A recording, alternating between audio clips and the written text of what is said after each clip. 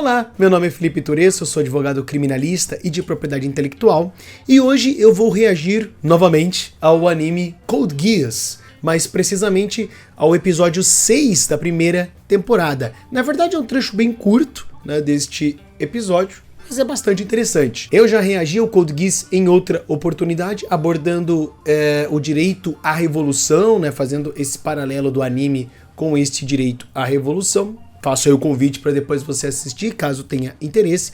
Então, já dá para dizer de pronto que é um anime bastante interessante, com questões jurídicas bastante intrigantes, enfim. Então, vamos ver o que nós conseguimos extrair novamente deste anime e analisar sobre a ótica do direito brasileiro. Para quem não sabe, Code Geass é um anime de mecha e ficção científica em que a história se passa em um mundo alternativo, onde o Império Sagrado de Britânia dominou várias partes do mundo, incluindo o Japão, que agora foi renomeado para Área 11.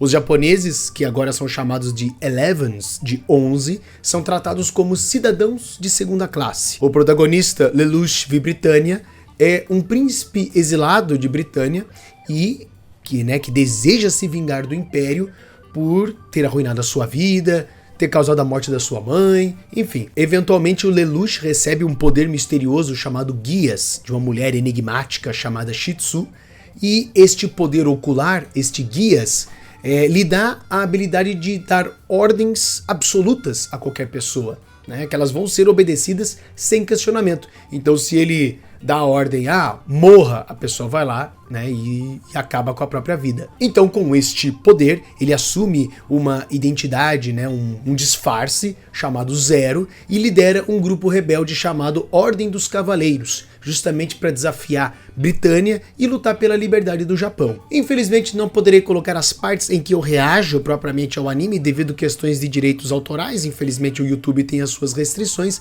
mas eu vou colocar os trechos em que eu faço alguns comentários, beleza? Bom, vamos reagir então ao anime. Bom, esta parte final do episódio 6 é justamente quando está ocorrendo o funeral de estado do príncipe Clovis, que foi assassinado no início ali do anime, nos primeiros episódios pelo Lelouch. Enfim, porque era ele que comandava a Área 11, né? Ele que era o líder supremo aqui desta área. Ele tinha uma política e tinha atitudes bastante agressivas com os japoneses, com os Elevens.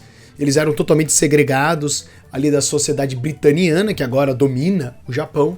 Então, e dentre outras razões também, né, enfim. Mas daí o Lelouch acaba matando ele. Lembrando que o Lelouch é irmão dele, tá? Só pra deixar claro isso daí também. Agora que está acontecendo o funeral de estado do príncipe Clovis. E eles estão aqui na escola, né, ali deles. E tá tendo uma transmissão ao vivo lá da capital, né, lá do Império de Britânia, que fica nos Estados Unidos, salvo engano.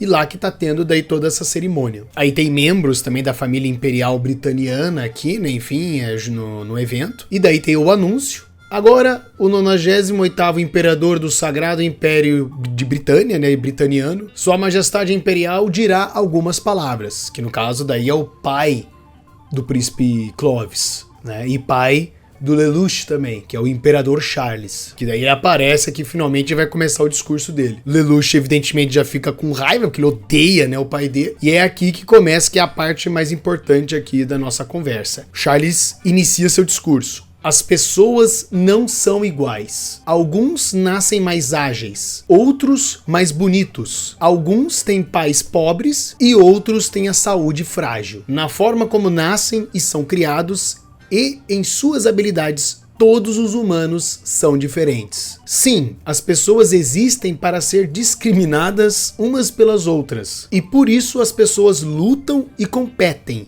E assim nasce o progresso. A desigualdade não é o mal. A igualdade, sim, é errada. O que aconteceu com a EU, que estabelecia direitos iguais? Um bando sendo liderado pelo mais popular. E a Federação Chinesa, que igualou a distribuição de riquezas. Uma nação de preguiçosos, mas não a nossa amada Britânia. Nós lutamos, competimos, estamos em constante evolução. Aí o personagem Lloyd aqui, né, enfim, que é um cientista, ele é responsável em elaborar aqui alguns mechas, né, os Nightmares, que são esses robôs gigantes aí que eles usam durante batalhas, guerras, né? Enfim, são armas militares, né?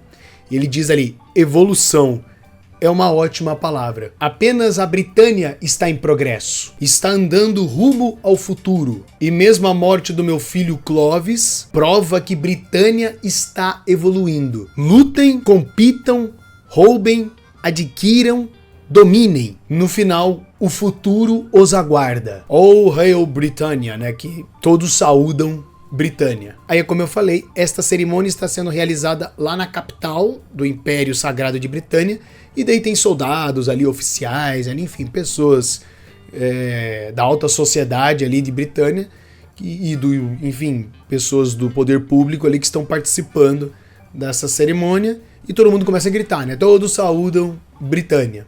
Galera, este aqui foi o trecho, então, que eu reagi ao episódio. É bem curtinho mesmo, né? Como eu falei pra vocês, focar mais neste discurso do Imperador Charles, que é bem intrigante, é bem chocante também, né? Na hora que você vai escutando ali tudo que ele tá falando.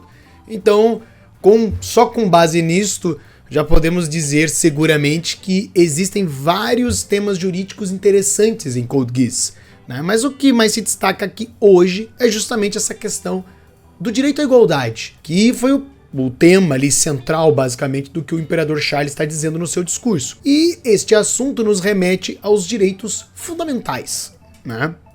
Que é um assunto um tema, enfim, que está relacionado ao direito constitucional. O direito constitucional é o ramo do direito que regulamenta os princípios e as normas jurídicas básicas do nosso sistema jurídico.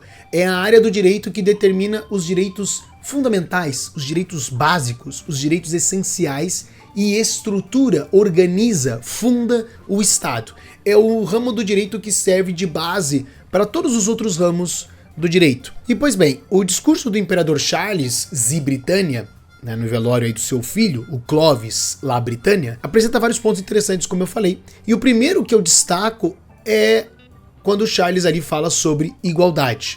Que ele diz, né, que os homens não são criados iguais, alguns nascem mais rápidos, alguns mais bonitos, alguns têm pais pobres, outros nascem doentes e fracos. Enfim, então ele diz que todos nós somos diferentes na educação, nas habilidades, no nascimento, enfim. Aí ele complementa, né, que é por isso que as pessoas discriminam umas às outras. É por isso que elas lutam, elas competem, elas sofrem, e quando elas fazem isso, né, ao passar por tudo isso, as pessoas progridem, elas se aprimoram, elas se aperfeiçoam. E daí ele encerra ali, a desigualdade não é errada, a igualdade que é errada. E se nós formos parar para ver, de fato, todos nós somos criados de forma diferente, né? Cada ser humano tem as suas particularidades, né? Não à toa que cada um vai focar em alguma coisa. Tem pessoas que são artistas, tem pessoas que são cientistas, juristas, políticos, enfim, cada um vai se aprimorando nos seus dons, nas suas aptidões, enfim, explora isso, além, é claro, da nossa personalidade, né? Cada um tem a sua personalidade, a sua maneira de ver o mundo, as suas opiniões, enfim, então, pegando tudo isto, realmente nós conseguimos concluir que cada um de nós é diferente, né, um do outro, cada pessoa tem as suas particularidades, né, o seu jeito. Só que isso é uma coisa, isso que eu estou constatando aqui. Outra coisa é dizer que eu tenho mais direitos que outra pessoa porque essa pessoa é inferior a mim, né? E eu sou supostamente superior. Isso, juridicamente, é muito perigoso. E o Carlos prossegue. O Carlos, Imperador Carlos. Né? Se você for parar pra ver, né? E daí o Charles prossegue com o seu discurso, falando ali da EU, que só para deixar claro é o nome de um país, né, que se chama Europea United, que pode ser traduzido como Europea Unida, que aparentemente, né, o que dá a entender que é um conglomerado de países, né, como se fosse uma União Europeia, né, basicamente. Mas ele diz ali que esta Europea United, né, essa Europea Unida, fez da igualdade um direito. O Imperador Charles também critica a Federação Chinesa, dizendo, né? E a Federação Chinesa que igualou a distribuição de riquezas, é uma nação só de gente preguiçosa, né, e tudo mais. Então, nesta parte aqui, o Charles está criticando os sistemas que esses países adotaram, né? Ao que tudo indica, esta Europa é um Estado democrático e possivelmente estabelece na sua Constituição que todas as pessoas são iguais perante a lei, que é justamente o que a Constituição brasileira estabelece. O artigo 5º, no caput, na cabeça, no início do artigo, está escrito: todos são iguais perante a lei, sem distinção de qualquer natureza, garantindo-se aos brasileiros e aos estrangeiros residentes no país a inviolabilidade do direito à vida, à liberdade, à igualdade, à segurança e à propriedade. Então, provavelmente, esta Europe United tem ali uma redação similar à do Brasil. E parece que esta Federação Chinesa respeita mais os direitos humanos do que Britânia, né? E até mesmo essa Europe United, porque Britânia é uma monarquia absolutista. Essas questões não são ditas propriamente no anime, mas é a impressão que se passa conforme a gente vai assistindo, conforme os personagens vão comentando várias coisas, né? Então a gente vai chegando nessa conclusão. Então, enfim, ele está criticando estes países, né, que são potências também mundiais, porque basicamente o mundo é dividido nessas três potências, né? É Britânia, esta Europe United e a Federação Chinesa. Ele tá criticando eles até para demonstrar força, né? Enfim, porque o filho dele acabou de ser assassinado, mas ele quer demonstrar força, quer demonstrar que é um líder forte,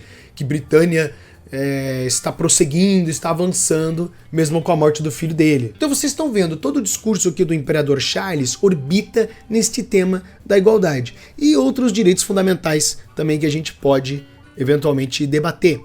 Então, de novo, né, o Imperador Charles ali, ele tá demonstrando força, ele não pode ficar triste porque o filho dele, né, faleceu. Ele é o imperador de Britânia, ele representa o império, ele é o líder. E dá pra ver que, na maneira como ele fala ali, ele tá pregando uma coisa bem esquisita que eu vou comentar mais pra frente, mas é como se a sociedade de Britânia fosse uma espécie de temos que sobreviver a qualquer custo. O mais apto vai sobreviver. Você pode ver que toda hora o discurso dele tá, né? Lutem, compitam, progridam, evoluam, né? Ele sempre tá batendo nessa tecla. Com base nessa regra, por assim dizer, do mais forte sobrevive, você entende o porquê que ele é contrário a esta ideia de igualdade. Tanto a igualdade formal quanto a material. Mas como assim, Felipe? O que é isso, né? O que você tá falando aí, né? Vamos por partes, então. Pois bem, o direito à igualdade, como eu já falei ali, está previsto no artigo 5º da Constituição. Está escrito ali no caput que estabelece que todos nós somos iguais perante a lei. Até mesmo o inciso 2 do artigo 5º da Constituição determina que homens e mulheres são iguais em direitos e obrigações, nos termos desta Constituição. Aqui, o que eu acabei de ler, né, o que está escrito aqui é justamente a igualdade formal, a isonomia, né? A igualdade formal se trata do ponto de vista literal, legal, ou seja, todos nós somos iguais perante a lei. Tá escrito ali, todos são iguais em direitos e obrigações.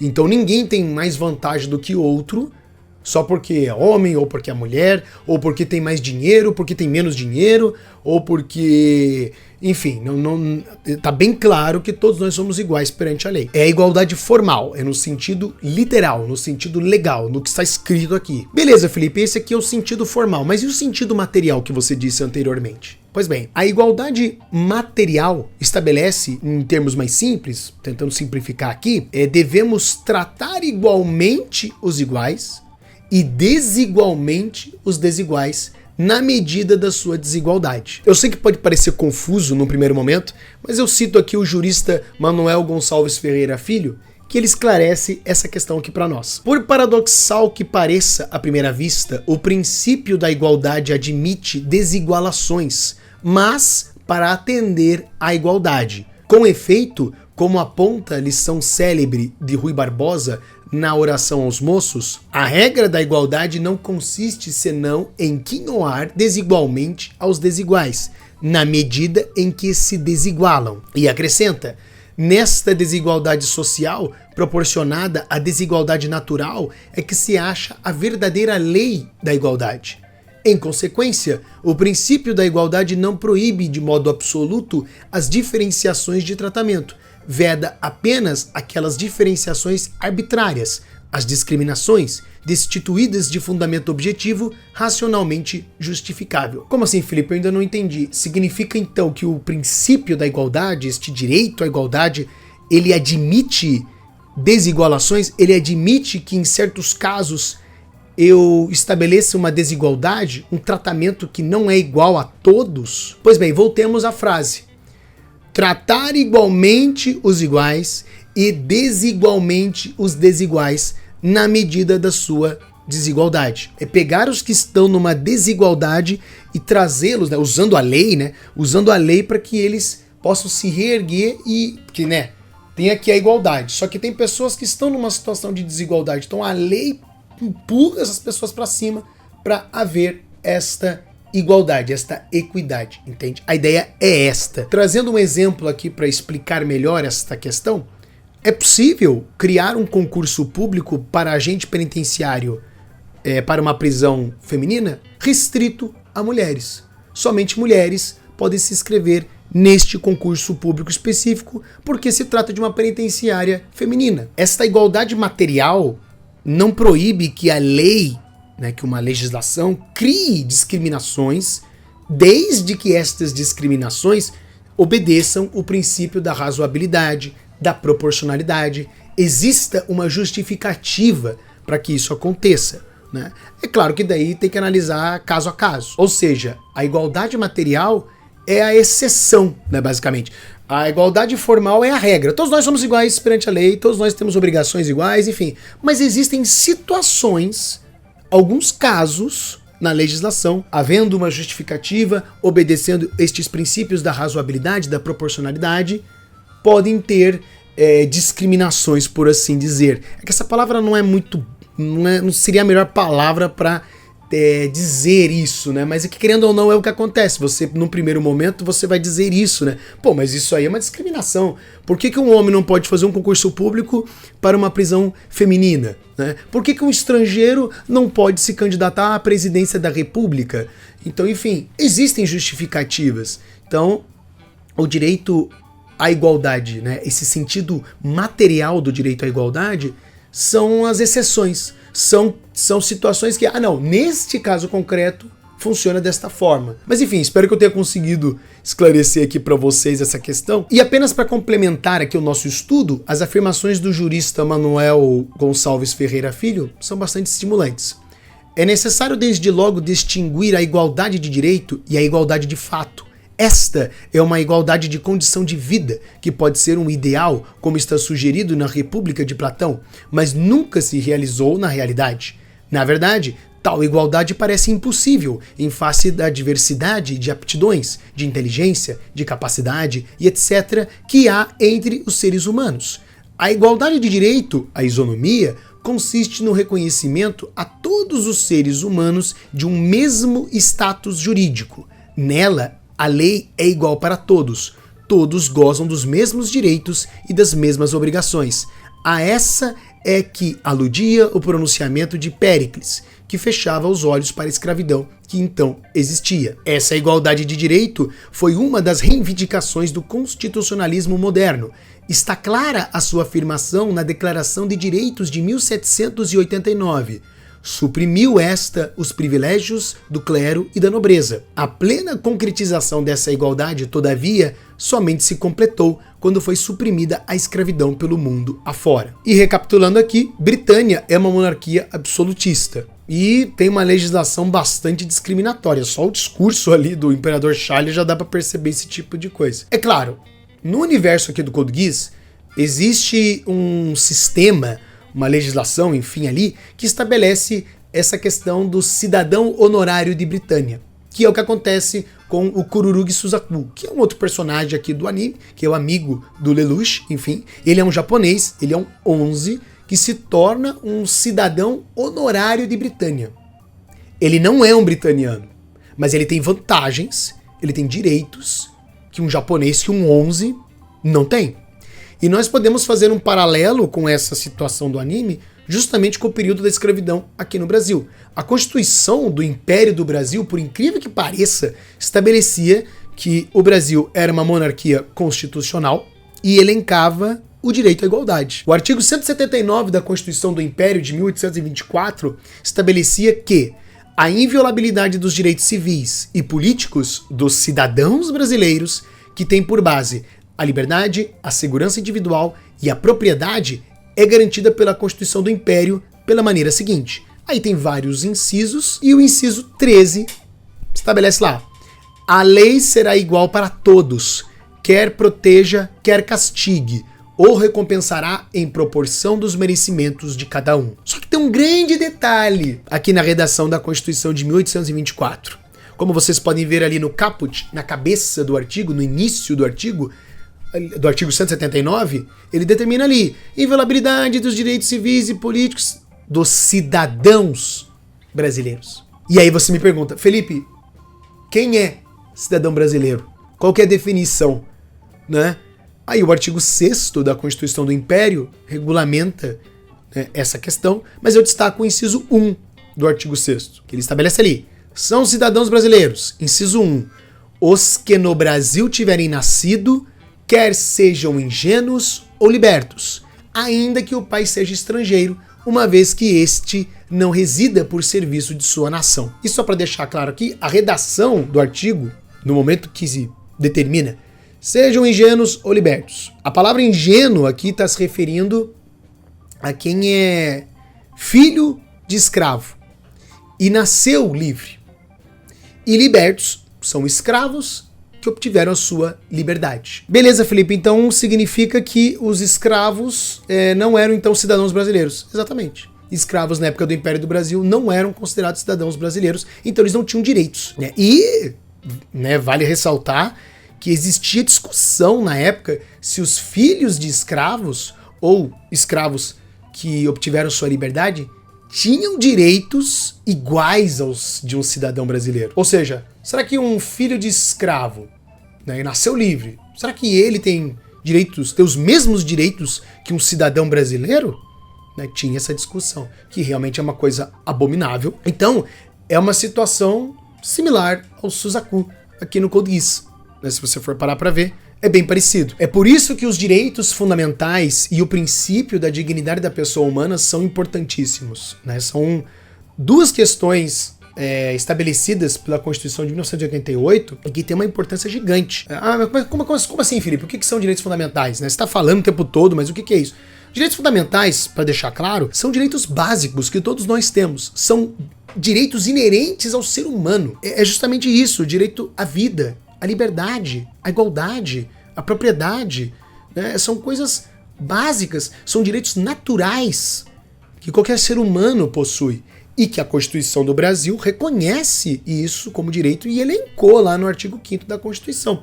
E o princípio da dignidade da pessoa humana, ele pode ser definido como um conceito fundamental, um princípio jurídico que reconhece o valor inerente de cada ser humano. Todos nós temos nossa importância, nós não podemos ser usados da maneira que o Estado quiser ou alguém quiser. Nós temos que ser tratados com respeito.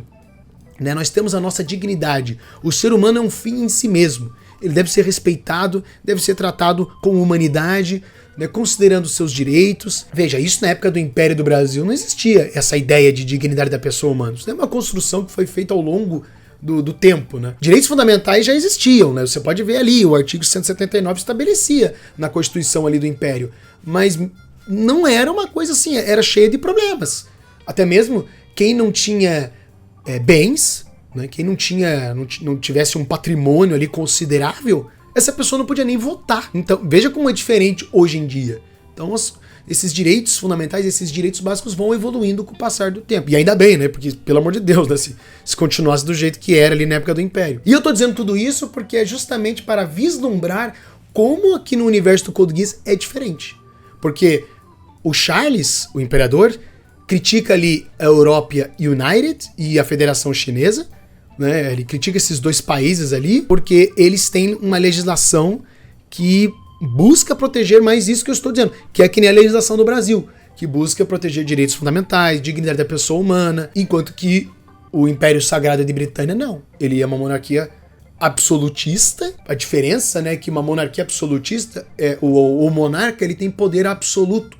ele não está limitado pela legislação, o que é diferente da monarquia constitucional, que era a situação do Brasil na época do Império.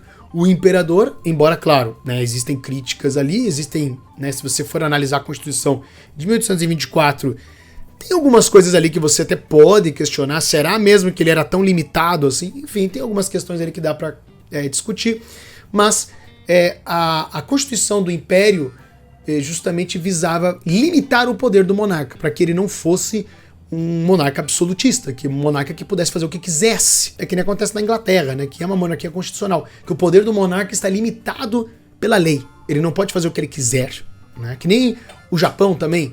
O imperador japonês não pode fazer o que bem entende, né? Tanto que existe o primeiro-ministro, é ele que governa o país, entende? Enfim, é para percebermos que Britânia, realmente na sua legislação, é bastante problemática. E é pra gente perceber como que o direito à igualdade, a importância desse direito, né? De ter esse status jurídico de igualdade. Se não tem isso, atrocidades como as que acontecem no anime, ou o que acontece na história da humanidade, como aconteceu na época do Império do Brasil, como isso é horrível, como isso tem que ser repudiado, né? Não pode ser assim, né? Então essa que é a grande reflexão que o anime acaba trazendo em muitos momentos, na verdade, não só nesse momento do discurso do Charles, mas em outros momentos a gente vai vislumbrando isso daí, vai percebendo. E só para finalizar aqui, um extra, né, por assim dizer, tem um aspecto que é bastante bizarro no Code Geass, que eu acredito que é justamente o princípio fundador do Império Sagrado de Britânia.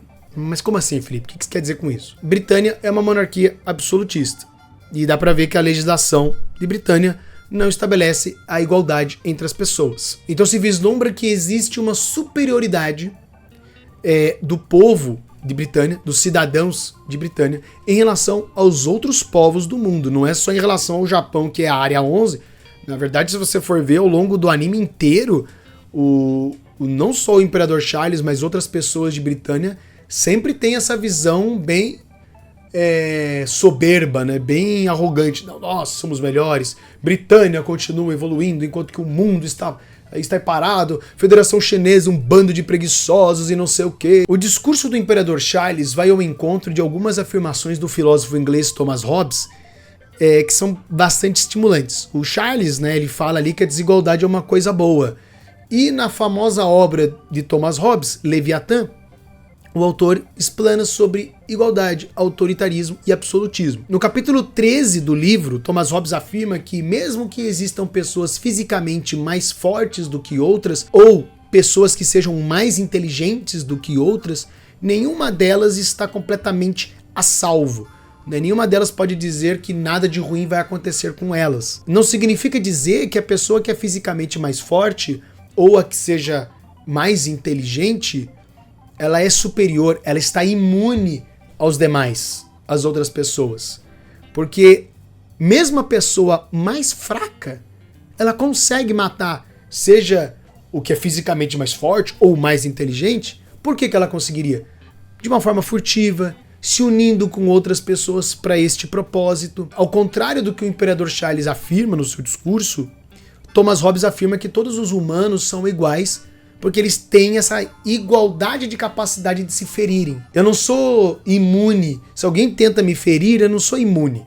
Eu não tenho um escudo aqui que se a pessoa tenta me dar uma facada, não acontece nada comigo. Então, citando aqui Thomas Hobbes, como é fácil até o mais fraco dos homens matar o mais forte, não há razão para que qualquer homem, confiando em sua própria força, deva se conceber feito por natureza superior a outrem. São iguais aqueles que podem fazer coisas iguais, um contra o outro. E aqueles que podem fazer as coisas maiores, a saber, matar, pode fazer coisas iguais. Portanto, todos os homens são naturalmente iguais entre si. A desigualdade que hoje constatamos encontra sua origem na lei civil. E eu estou dizendo isso porque estas afirmações do Thomas Hobbes possivelmente inspiraram o princípio fundador de Britânia. No caso do Code Geass aqui, ele se passa num universo alternativo, tá? Então, em tese, no universo aqui do Code Geass, Thomas Hobbes existiu, tá? É só isso que eu tô querendo dizer. Ou, enfim, foi só uma inspiração dos autores no momento de elaborar o roteiro, né, e tudo mais.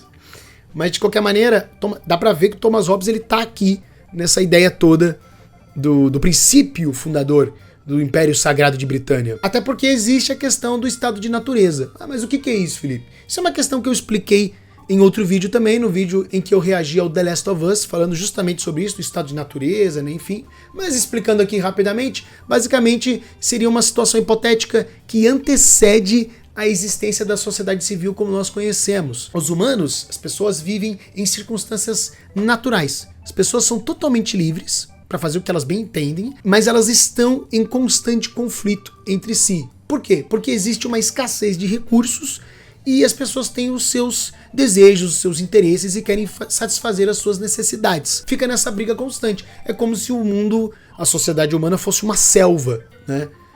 Os humanos eles buscam sobreviver a qualquer custo e não existe uma entidade soberana que garanta a ordem e limite a liberdade das pessoas. Não existe um Estado limitando as pessoas nessa situação hipotética que Thomas Hobbes desenvolve ali, enfim. Sobrevive o mais forte, o mais apto. E tem uma parte no final do discurso do Charles que chega a ser perturbadora. Porque ele fala ali, mas não nossa amada Britânia, nós lutamos e competimos, continuamos evoluindo constantemente, somente Britânia segue em frente, avançando para o futuro, mesmo com a morte do meu filho Clovis, esta é a prova de que Britânia continuará evoluindo. Lutem, compitam, roubem, conquistem e dominem, e no final o futuro será nosso. É neste momento que se percebe que o princípio fundador, o importante valor de Britânia é evolução. Enquanto os britanianos continuarem lutando, competindo, conquistando e dominando, eles estarão evoluindo, eles estarão progredindo. Então, de novo, esta a ideia que se percebe que Britânia se vê como superior aos demais países. Em muitos aspectos eles se veem superiores. E também é complicado, né? Porque eles dominaram grande parte do planeta, então eles querem, como que eu posso dizer, se vangloriar disso. Né? Então eles ficam constantemente batendo nessa tecla. E eu tô dizendo tudo isso por quê? Porque a gente vai analisando isso aqui no Code Geass. Isso é uma coisa que lembra o darwinismo social. Né? Mas o que é isso? Bem, eu cito aqui Maria Augusta Bolsanello, que ela esclarece. Ela nos explica o que é darwinismo social. O darwinismo social pode ser definido como a aplicação das leis da teoria da seleção natural de Darwin na vida e na sociedade humanas. Seu grande mentor foi o filósofo inglês Herbert Spencer, que inclusive criou a expressão sobrevivência dos mais aptos, que mais tarde também seria utilizada por Darwin. O darwinismo social considera que os seres humanos são, por natureza, desiguais, ou seja, dotados de diversas aptidões inatas, algumas superiores, outras inferiores. A vida na sociedade humana é uma luta natural pela vida, portanto, é normal que os mais aptos a vençam, ou seja, tenha sucesso, fiquem ricos, tenham acesso ao poder social, econômico e político. Da mesma forma, é normal que os menos aptos fracassem, não fiquem ricos, não tenham acesso a qualquer forma de poder. Esta definição que Maria Augusta Bolsanello nos traz é bastante precisa e nós vemos isso no anime do Code Geass. Porque, de novo, existe uma segregação humana, né?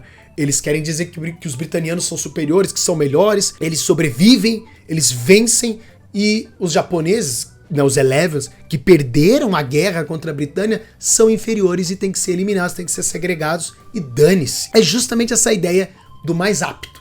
É realmente um darwinismo social. É pegar a teoria da seleção natural de Darwin e aplicar, criar uma legislação, uma sociedade que usa isso como base, como princípio fundador. E um detalhe, né? Não necessariamente uma superioridade do povo de Britânia. Por que eu digo isso? Porque o Suzaku, como eu falei, né? Ele é um japonês, ele obtém o título dele, né, de cidadão honorário, e mais pra frente, né, na segunda temporada do anime, ele vira um dos The Knights of Rounds, né? Ele vira uma espécie de cavaleiro, como se fosse uma tábua redonda, né? Enfim. E ele conseguiu por mérito dele. O cara é bom, mas ele também se utilizou de artifícios, né? Porque no caso ele ele captura Lelouch e entrega o Lelouch pro imperador.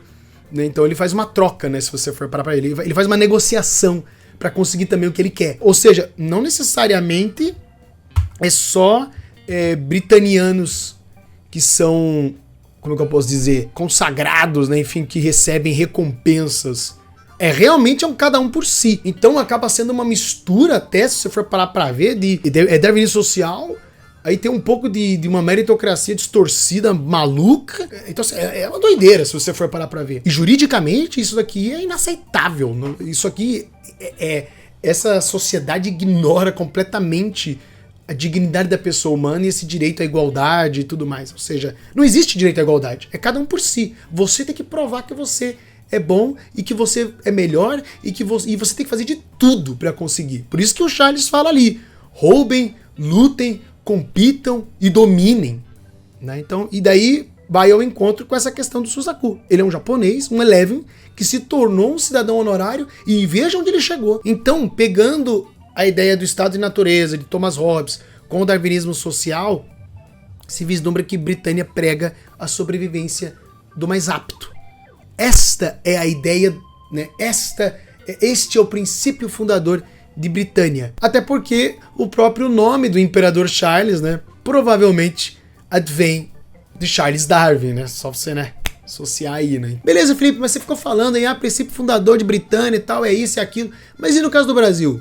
Bom, o Brasil também tem seus princípios fundadores que estão elencados no artigo 1º da Constituição do Brasil. A República Federativa do Brasil, formada pela união indissolúvel dos estados e municípios e do Distrito Federal, constitui-se em Estado democrático de direito e tem como fundamentos a soberania, a cidadania, a dignidade da pessoa humana, os valores sociais do trabalho e da livre iniciativa, o pluralismo político.